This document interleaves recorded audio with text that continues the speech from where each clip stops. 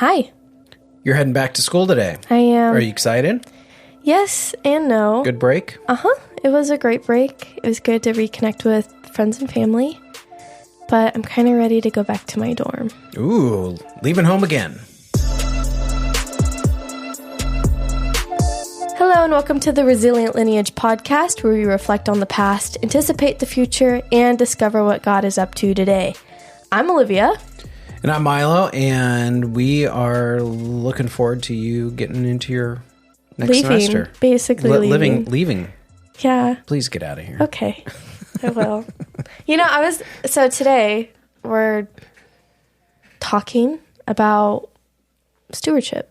Yeah, this was your idea. Yes. I was reflecting over what 2025 could look like. You know, people do New Year's resolutions and get excited for what this is going to look like. Now, how many days? We're 11 days into it. I feel like people are losing motivation to do whatever their goals are. But I was kind of reflecting on some words of either what season I'm in or words I want to look into who God is. And I was just kind of playing with this. And currently, our church is doing 21 days prayer. We've mentioned it before on the podcast, but it's 21 days. It's pretty self-explanatory. But every day, the church meets at 6 a.m. at our church at the campuses. They have a message, worship, and then time for you to pray to God. And it was like the first time I did not come with a list of things that I needed answered. Now that sounds like, wow, Olivia's like on cloud 9. All of her prayers have been answered. Like, I'm sure there's prayers that I need to be praying that I'm not praying. But it's the first season that I kind of know what I'm getting into. Mm-hmm. The first time we did 21 days prayer, we were praying over this house, hoping you were going to get it. We were in a rental. You were in this awkward, like, coming back from deployment and getting resettled and getting ready to go back. And Andrew wasn't here. So there was that change. And I didn't know what senior year was going to look like. And then we had prayer senior year. And it's like, I don't know where I'm going to go to college. I don't know how I'm going to get my car. I don't know if I'm supposed to stay at this job. And it was praying for things that are in the future. Mm-hmm. And this is the first, week I've just sat down and, I know I'm going back to college. And I'm going to be in this season for I don't know how long. Well, for 3 to 4 years. Yeah. So it's kind of refreshing. I'm in this season, and the word that came to me was stewardship. What are the things that I know what I'm getting back into, but maybe I'm not stewarding? Yeah. Well, and I think, and that might feel a little uncommon because the last handful of years for us as a family have been, there's been a lot of stuff going on between us moving back from Spain, me deploying a couple times, us, like you said, we bought this house, you graduating from high school, your brother moving out of the house. There's been a lot of change that has taken place in our family's life over the last 3 years. And so I think when you get to a place where there is that sense of, I'm not looking at any big changes, it's kind of like, maybe one way to think about it is, if you've had to live out of a suitcase for a little while, you can start thinking where do I want to store the suitcase?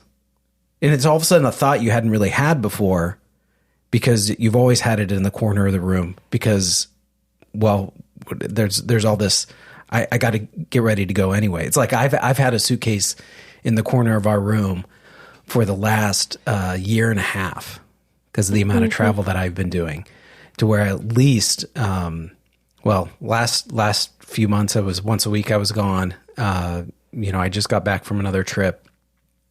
And so I was looking at the suitcases and really, in the foreseeable future, I'm not going to need my suitcases for a while, which is kind of an interesting thing to sit back because, to your point, I think to this topic is it sort of forces the opportunity to look around and go, okay, what am I doing with what I have? Yeah. How am I aligning these resources not towards the next season transition? Yeah. But how do I leverage these resources in the moment that I've already I'm settling into. Yeah. To like kind of add on to that, I think about what we say every week. Like, we reflect on the past, anticipate the future, but it's our job to discover the now. Yeah. What is God up to right now? Yeah. Like, we reference the past and we use the past to like help us, but then we also know there's a future, but we're supposed to like dwell in the now. Yeah. So, and how do you steward that? Whoa.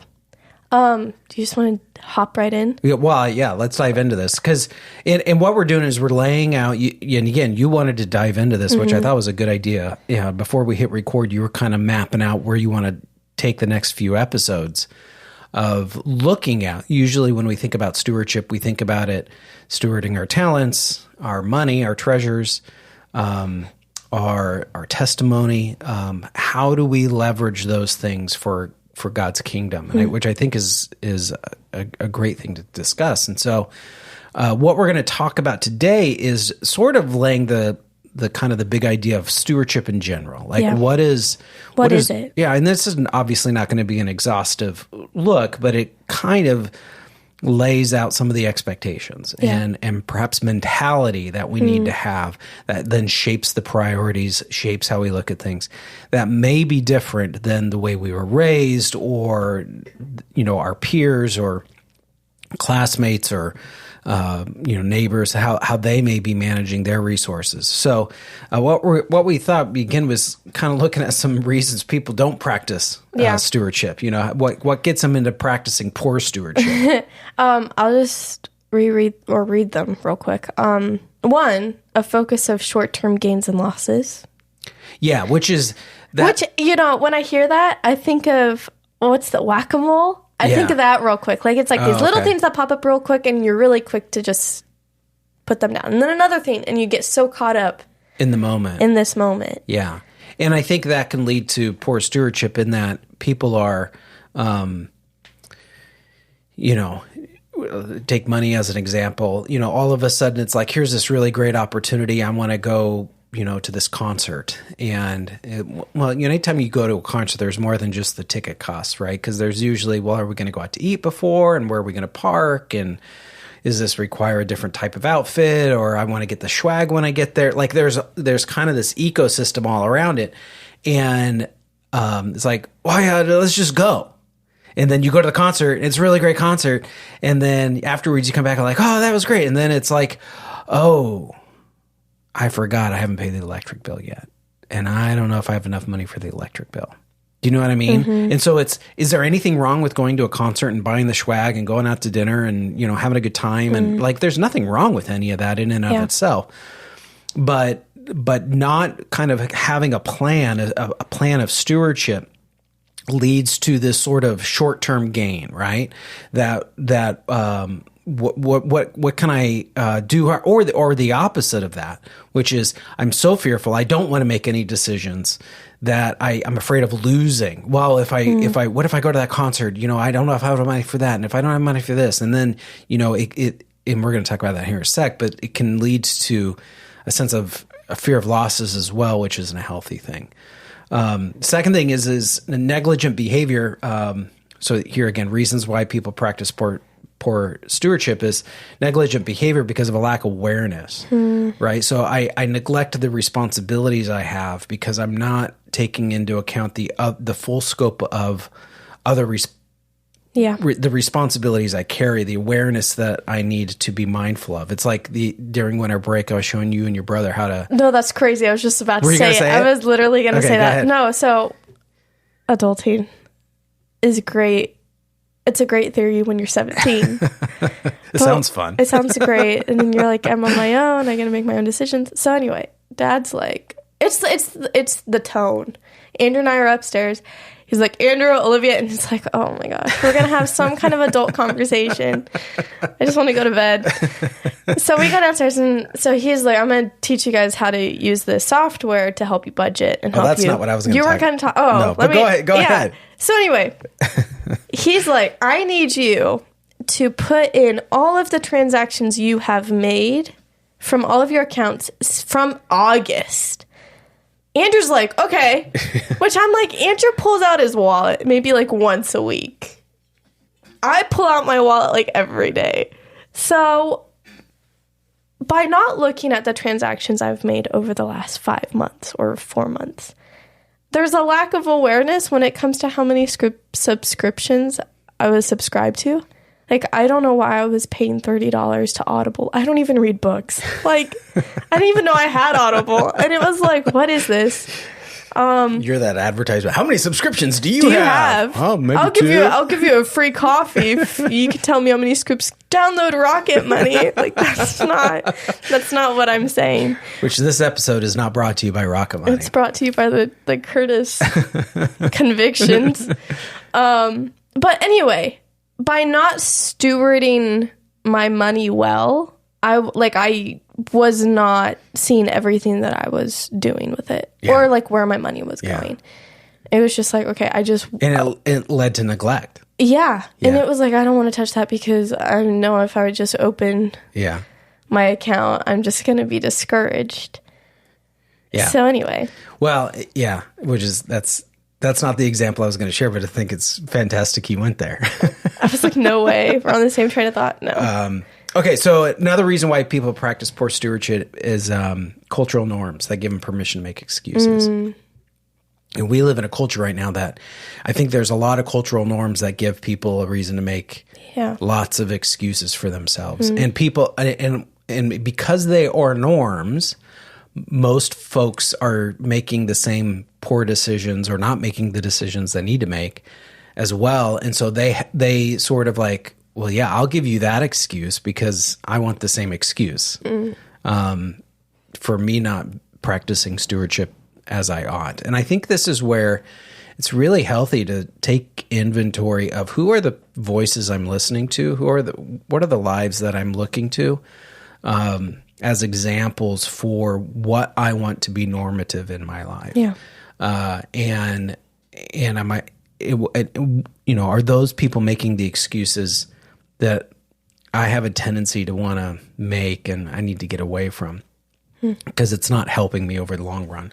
Yeah. The fourth one is fear of loss, which overtakes living with purpose. Yeah, this gets back to that kind of first thing we were talking about where that kind of, I'm so scared of not having something or losing what I have that I don't steward things appropriately. And I think that's where,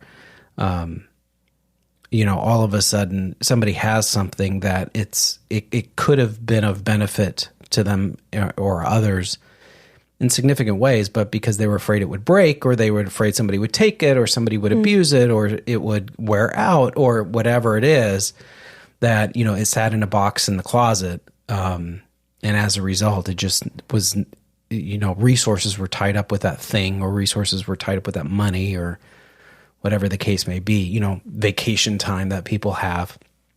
Oh, I don't want to, I'm afraid if I use it, then something comes up, I'm not going to have the vacation time I want. And so they don't use it and it just piles up. And then have you ever heard of use it or lose it days? Yeah, right. So you get to the end of the calendar year and all of a sudden I have a bunch of days that I could have used that I end up losing. So, letting fear kind of drive decisions is never a good thing. Yeah. It's easy. But it is. Yeah. Okay, question. Yeah. We keep using the word stewardship. Yeah. Can you give us a definition? Well, stewardship is a derivative of the word steward, right? So a steward doesn't own, they steward the resources of the master. And so, in fact, we're going to get into a story here in just a second in Matthew chapter 25. Where Jesus lays out a parable about a master who entrusts resources to his servants, right? Yeah. And so, anytime you start talking about stewardship, you are talking about roles and responsibilities. Like it's implied that there are roles and responsibilities for that are at play and are impacting the decisions that are being made. You want me to read that passage now? Yeah, go for it. Okay, so this is the parable of talents, Matthew chapter 25, verses 14 through 30. If you've been in church, for probably more than a year. You've probably heard a Bible study or a sermon or something along the lines based on this passage of Scripture.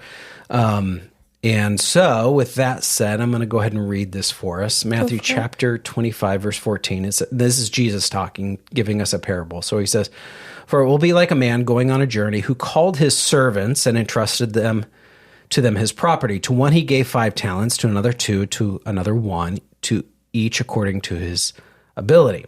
And the master went away.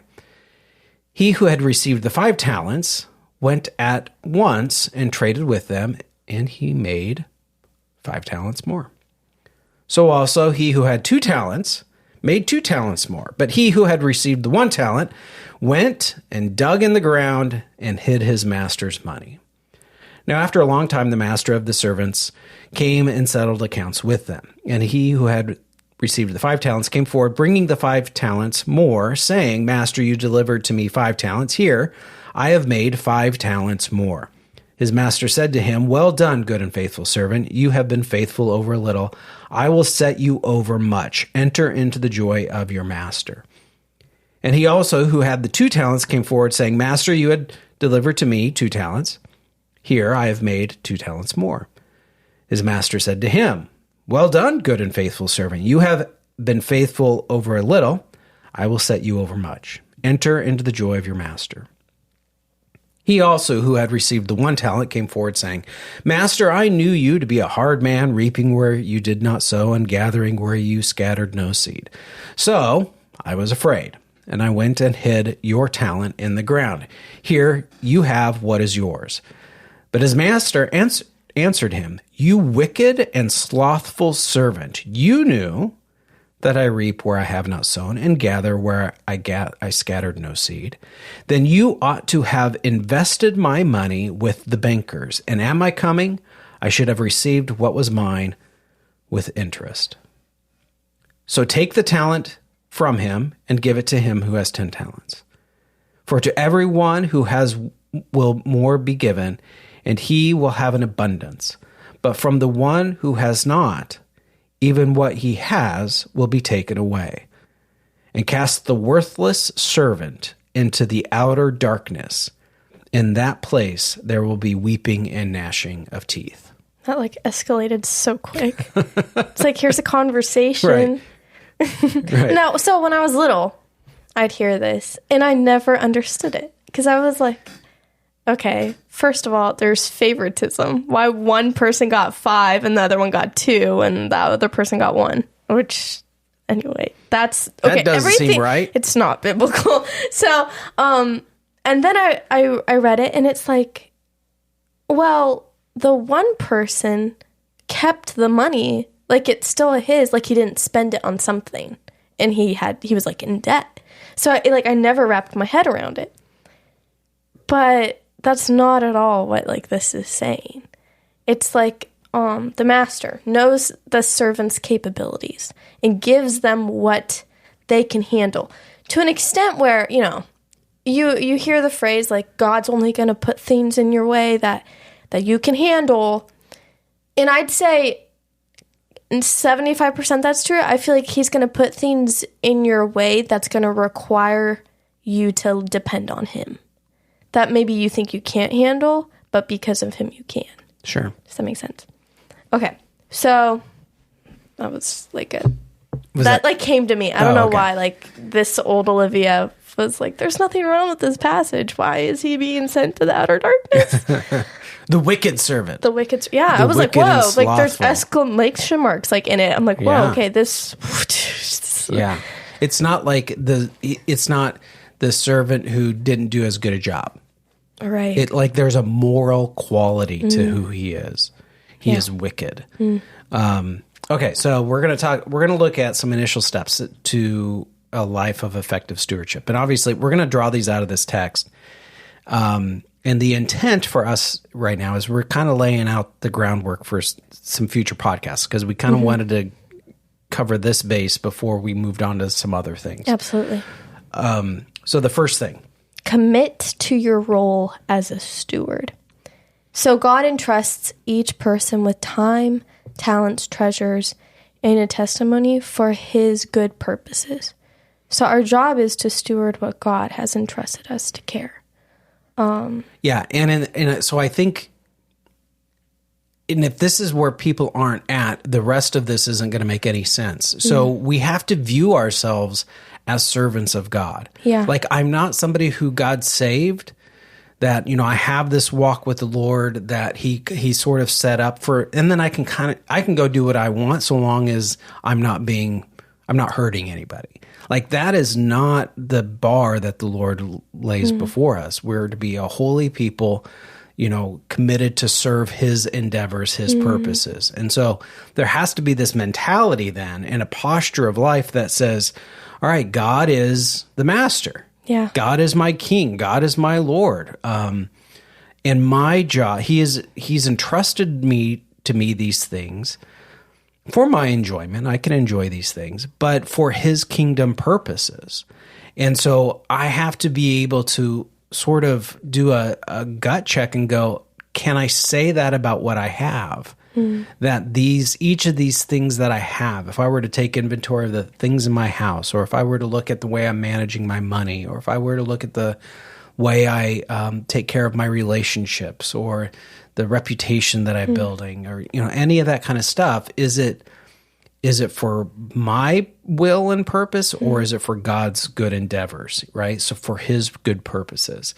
That's good. And so I think there's this, because the story Jesus tells doesn't go into explanation of any of that, right? It just assumes, hey, there's a master. Guess what masters have? They have servants. And guess what sometimes happens? Masters have to go away, and they have to be able to trust their servants with resources. And they expect things to be better off because of those servants than not. Yeah.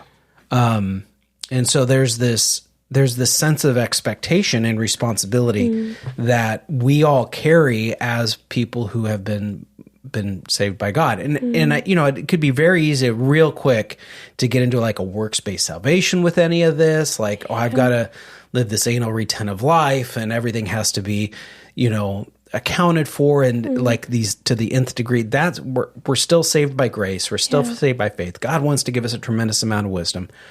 But there is this responsibility along with all of that as well, right? So just because I live by faith and it's by grace doesn't mean I can be irresponsible. Like, no, you're because grace gives you the margin to be responsible. Faith gives you that kind of call to take steps of faith, not steps of indulgence. That I should be, working into that I should be growing in, I should be maturing in. Yeah, that's really good. So to kind of just say what you just said, like in the parable, like the master entrusts the servants with this responsibility. And so as you were reading it, like something like stuck out real quick. When it's the person who was given the least did not cultivate it the way it was supposed to be cultivated, but the master knew what he should have done with it, knowing that, like, if God knows what we should do, like how we should steward the things he has put in front of us. And if we don't know how to do it, or we're too scared to do it, we come to the source who knows how we should do it. Well, yeah, because the passage doesn't say the man was incapable. He gave everybody according to what? Their ability. Their ability. So what kept this guy from doing it? Well, there are two character traits that we're told that he has: slothfulness and wickedness. That he's a wicked and lazy servant. And so that has nothing to do with ability. Right. That has everything to do with character. And I think that's where, God wants to entrust to us things that we have the ability, in some ways, if you think about this parable, like the man takes the one talent, goes in the backyard and buries it. Like the master could have done that with all of his resources. He could have buried them before he left, and he comes back. What does he do? He just unburies them, and there they are. So the servant didn't do anything that the master couldn't have done on his. Do you know what I mean? Yeah. Like there was no advantage gained, but it was the fear. it was the fear of It was loss, the fear, yeah. right? That, wow, I was afraid that I know you to be a hard master, gathering where you have not scattered seed. Like, I knew you to be a master who has high expectations, that you look for opportunities to do things, to expand your kingdom, right? Yeah.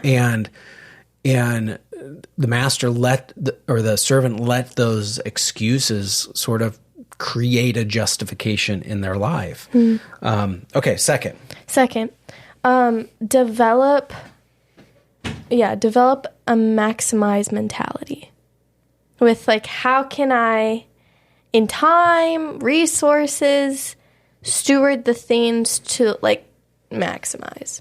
Like, we see the first servant, right? What did he do? He was given the 5 talents, and it says immediately he went to go invest, and he traded, and he got 5 more. Like that's him maximizing. It's this immediate posture. And are the things that God's putting in front of you right now, are you being quick to cultivate those things? Which, the hard truth, I mean, like, for me, like, no. Like, quickness, no. Maybe I know how to. Maybe I let things creep in before, and priorities get shifted. And I think, to be honest with you, that a lot of that is the result of the cultural norms that we have. That we Americans have a lot of stuff. Yeah. And I mean, again, there's nothing wrong with having stuff, Right. but at some point you got to step back and go, do I have more stuff than I'm capable of managing?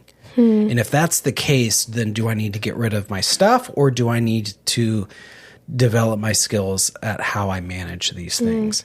And, we did a podcast, the last, podcast was on, finish it, right? Like, finish those kind of undone things. There's a whole thing we could talk about, like, what in your home or room or dresser do you need to, keep, give away, throw away?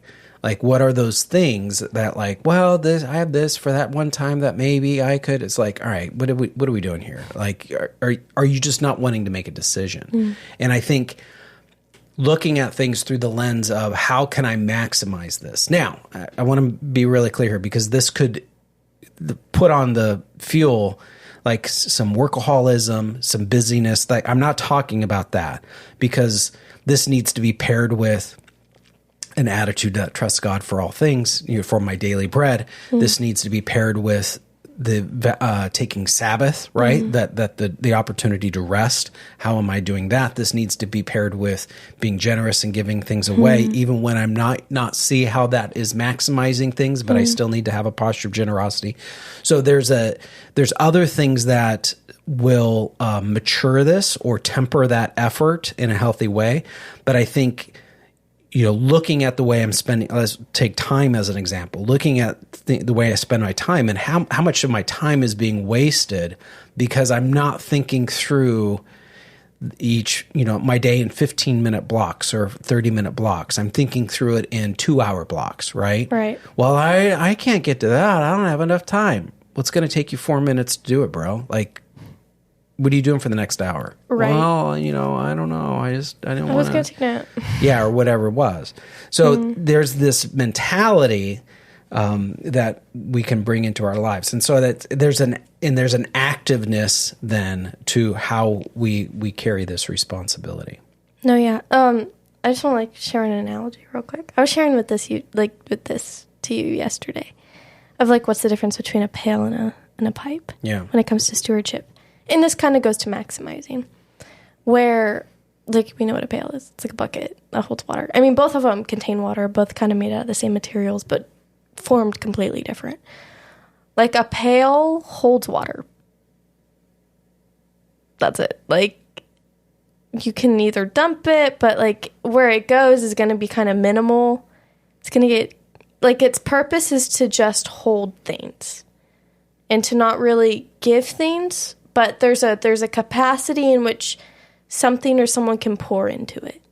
Or if it's, like, left alone, like, water's going to evaporate. And there's nothing much you can do with it. Versus a pipe, it's this constant outflow, and that's its purpose, and to fuel different resources and abilities, and to encourage, and it has a multi-use function on the other side of it. It's this, if I steward this one thing, I'm going to be able to steward all of these other things.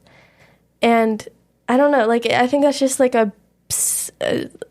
like what stewardship should be. It's if God's constantly pouring into us of the things that we are supposed to be doing, we're supposed to constantly have an outflow into where these things need to be going.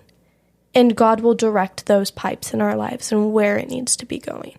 Yeah, and obviously, the further the thing is out, the less clear it may be, right?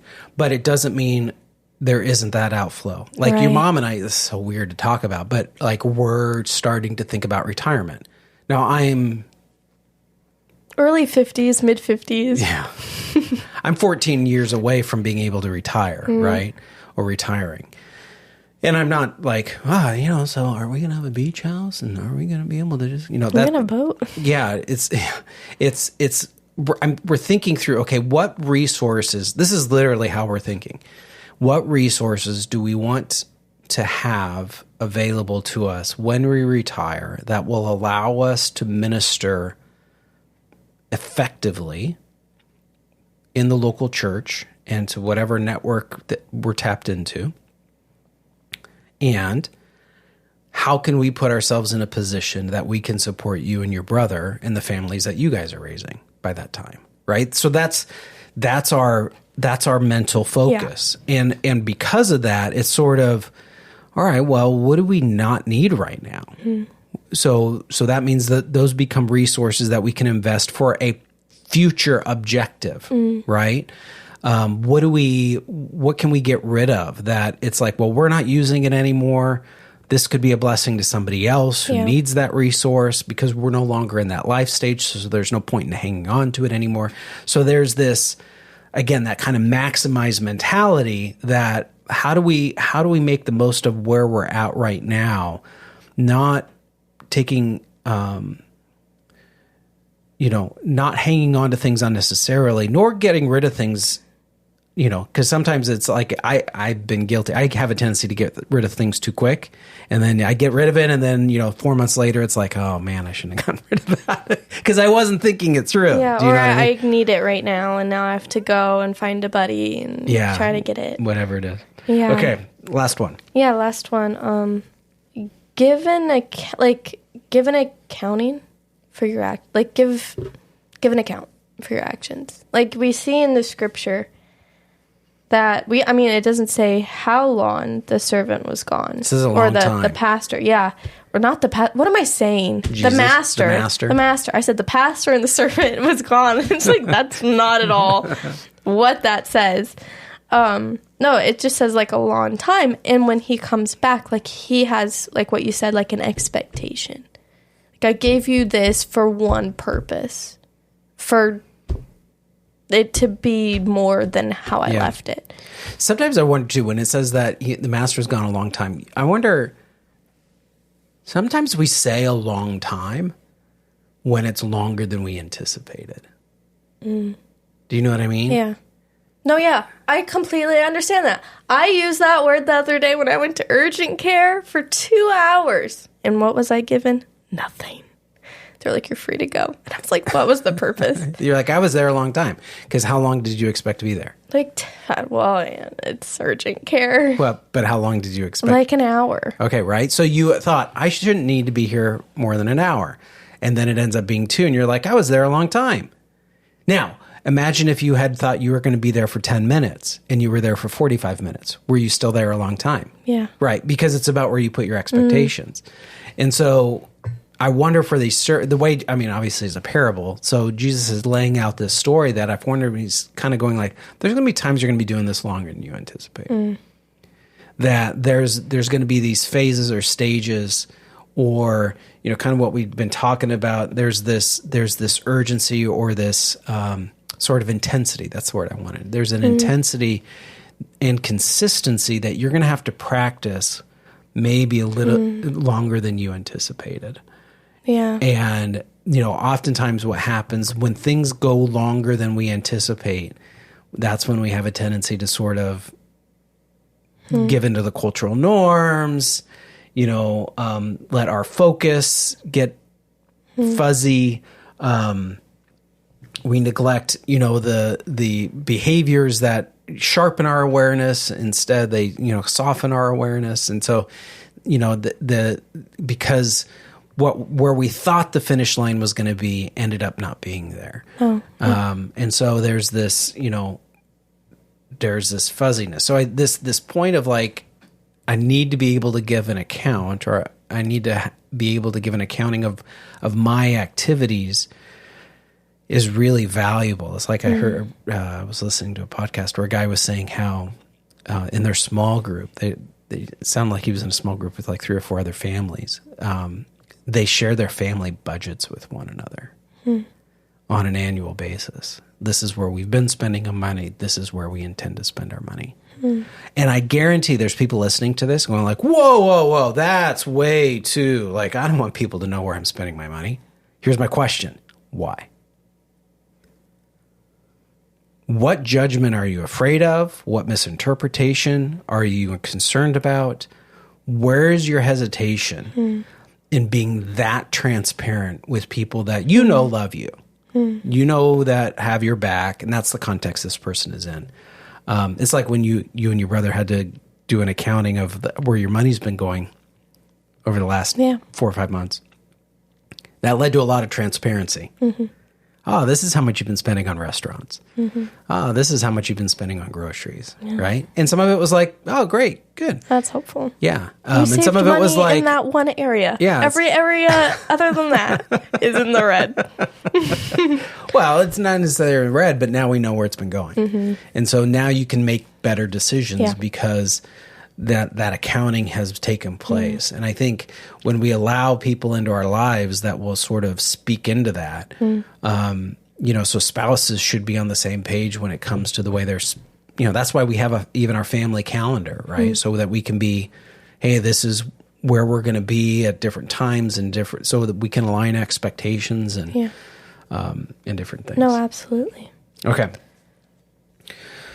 So one last thing before we close. I wonder if the servants thought what the master gave them was a lot. Because the master says, what you have been given little, now I will give you, like you will be given much. Because you were able to steward this. Now I wonder if the servant that got 5 was like, this is a lot.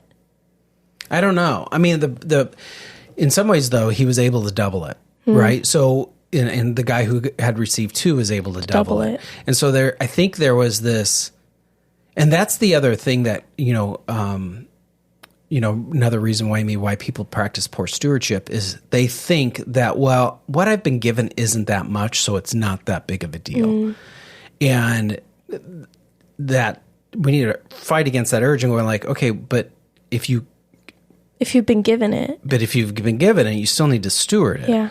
So the guy that had been given 5, he knew exactly what he could do with 5. I know how I can create the return my master deserves. Same thing with the guy with 2. Yeah.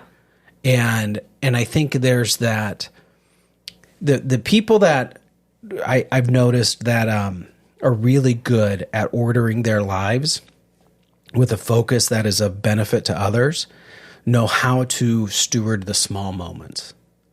And, the small moments just pile up. And then, when you meet somebody who maybe they've gained some measure of fame or notoriety or resources or whatever it is, when you hear the backstory, it was like, it was just sort of over time, the right set of skills and perspectives and relationships and resources were just all kind of stacked in a way that when that big opportunity came, everything was in place to be able to step into it. And I think, if you take that story like that and you kind of go back to the beginning, what if they hadn't have done these really simple little things? All of a sudden, where could they have been responsible enough? Yeah, that opportunity doesn't present itself because they weren't building towards that. And I think, and again, the temptation is to wash all this through the lens of what our culture says is success or impact. And I think that is not what we're saying. What we are saying is like, how do we look at these things through the kingdom impact? How could my neighborhood, how could my neighbors be impacted? How could my school's teacher be impacted because I'm in his or her class? Yeah. How could, if I've got kids in school, how could our family be a blessing to that teacher?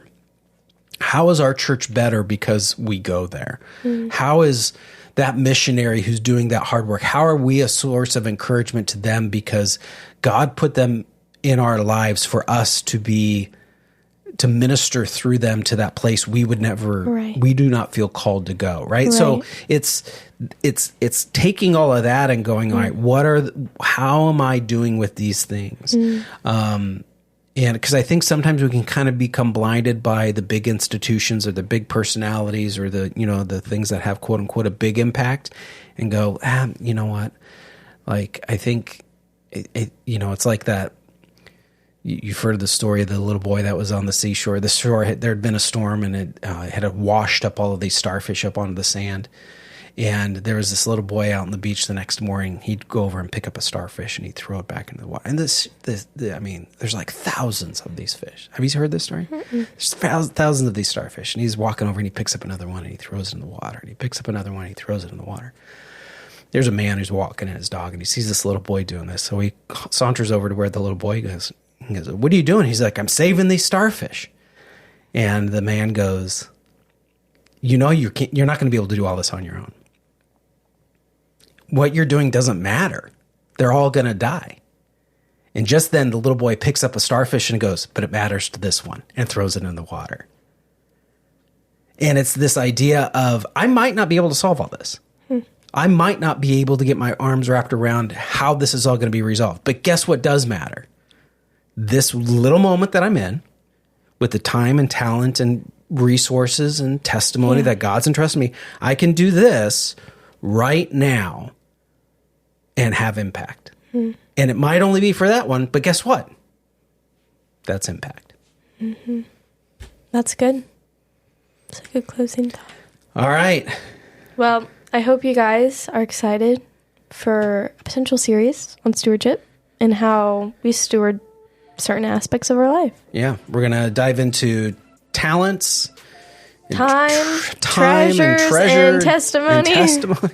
That's like reading my lips, like, yeah. Yeah, that. You can share, follow, rate, review this podcast. By doing that, you're going to help us get the traction, let others know what they can anticipate. I want to give a shout out really quick to Dave Hanvey. Woo! Who's one of our worship pastors at our church. He does a podcast, and he was like, "Hey, if you ever need help with anything, let me know." So he helped us on some technical end of some things, and hopefully that's improved the quality of this podcast. So Dave, thank you very much for helping us out with that. We greatly appreciate it. If you'd like to partner with us, or if you have an idea of what we could do to enrich this podcast, somebody was texting me the other day, Tyler Handshoe, was like, "Hey, I've got some ideas." So he shot me some things. Yeah, please let us know. Yeah, let us know. If you know us, feel free to text us. No, actually. If you're like, "I don't know you," you can email us, hello@thisresilientsoul.com. You can follow me on Instagram and X. Just look for Milo Curtis. And then you can follow me at Olivia Curtis on Facebook and Olivia.grace_28 on Instagram. We hope your guys' year is off to a great start, and we're excited to see all that God does through your lives. Hopefully, you'll find yourself to be the steward that He's called you to be. Thanks for listening.